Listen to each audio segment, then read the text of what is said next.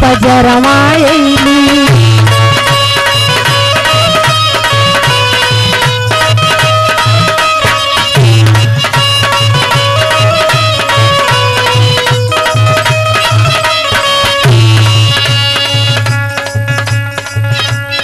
माना धनिया कहाँ ना हमार हो जब आए गए ना।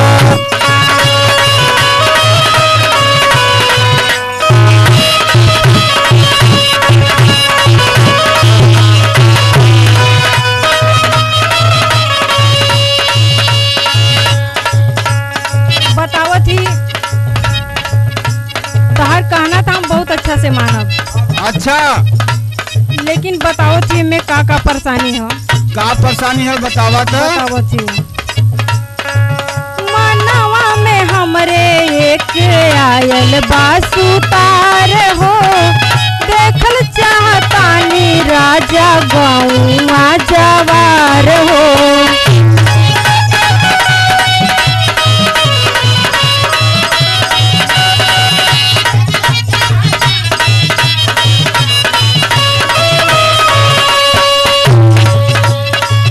एही बद भैली तैयार।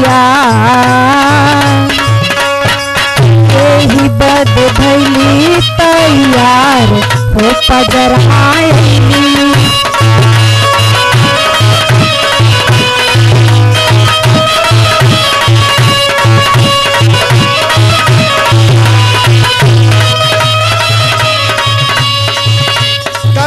कहीं घूमले तू ना हो ना। चला अच्छा तो घुमाई देती। भरली जवानी में गईलू पगलाई। आवा देवी दुर्गा के दर्शन कराई।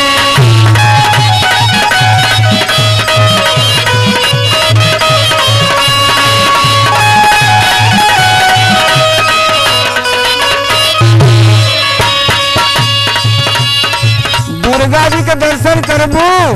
हाँ हाँ दुर्गा जी के दर्शन काहे न करब। बस वही नीचे हमार स्थाने होगा तो दर्शन हम बढ़िया से कराई दे। भरली जवानी में गईलू पगलाई। आवा देवी दुर्गा के दर्शन कराई।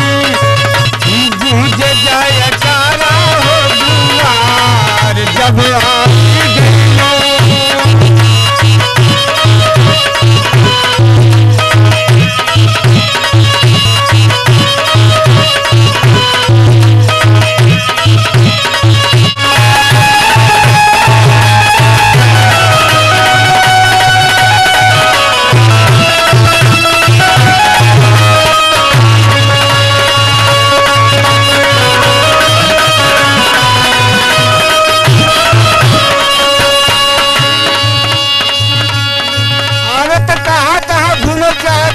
बतावा। देखा अब दुर्गा माई के तो दर्शन करा देला है। हाँ लेकिन तनी हमार विचार बा कि गाँव घर में घूम ले हैं। लागता सुहावन पावन सुंदर नगरिया।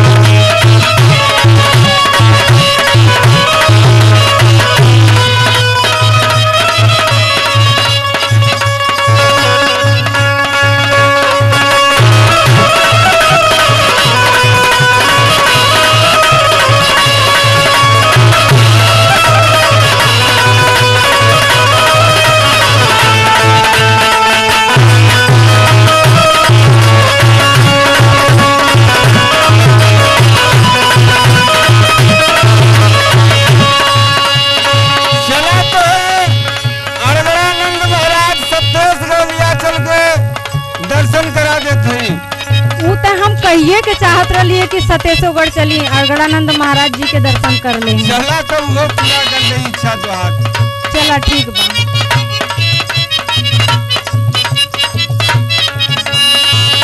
देख ला सतेशगढ़ के गोरिया नजारा।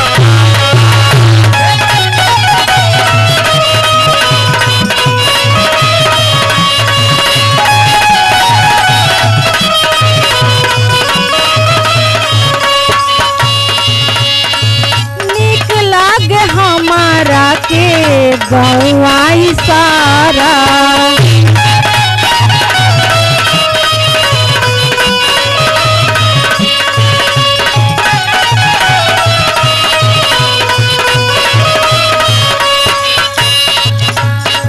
सपना हो जाई मोर साकार, सपना हो जाई मोर साकार हो पजरमाए।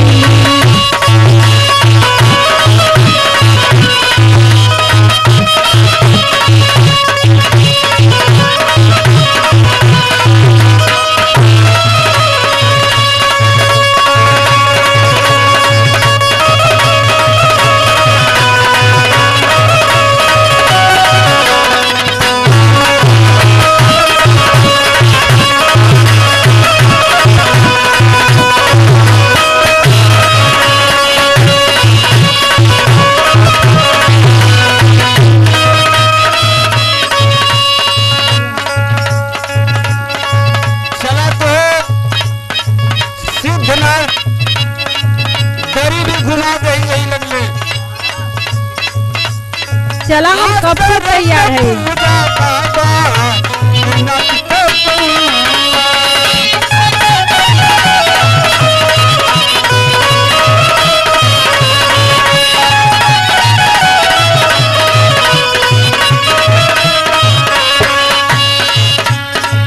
अब जान गईली राजा हवे है गौआ,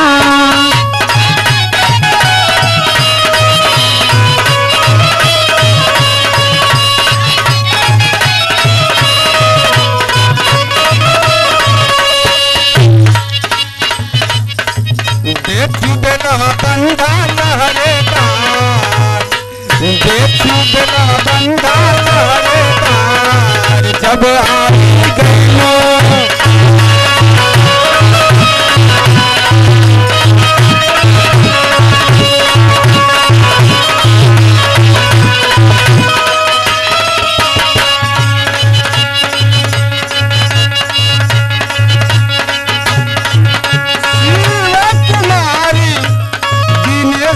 से जोड़ला सनैया।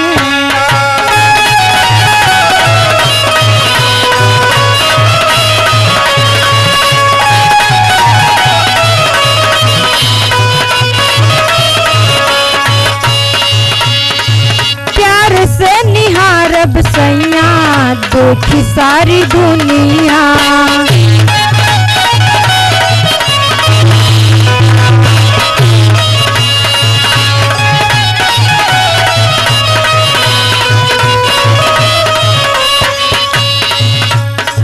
रीता करेली करार, रीता करेली करार हो पजरमाएली।